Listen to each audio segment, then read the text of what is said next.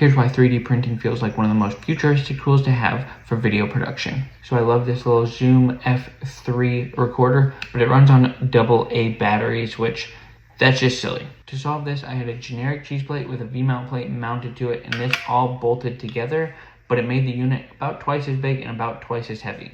This F3 unit is a very unique design because it's got these little legs and bars that stick out, and that means that this 1/4-20 hole is not completely flat with the bottom of the unit. It's actually raised about 1/4 of an inch. That's why I had to use the cheese plate to offset it before. However, with 3D printing, I can real quick model up this generic plastic spacer that fits perfectly into the base of the unit and gives me the V-mount plate right on the back, so I can put a V-mount and power this thing with USB-C.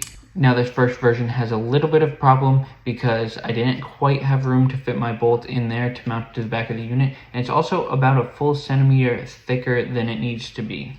Finally, with this design, the V-mount battery kind of hangs off. I don't really like how nothing is aligned along there.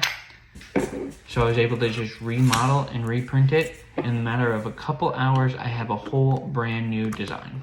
Now with this new design, it does stick up from the top of the unit just a smidgen. However, what it does well is it perfectly aligns the bottom of the Zoom F3 with the bottom of my V-mount, so it sits totally flat on a table, upright, and is ready to go. So now all I have to do is plug in a USB-C cable from my battery to my recording unit, and now this battery can run all day on the Zoom F3. Don't have to worry about AA's ever again.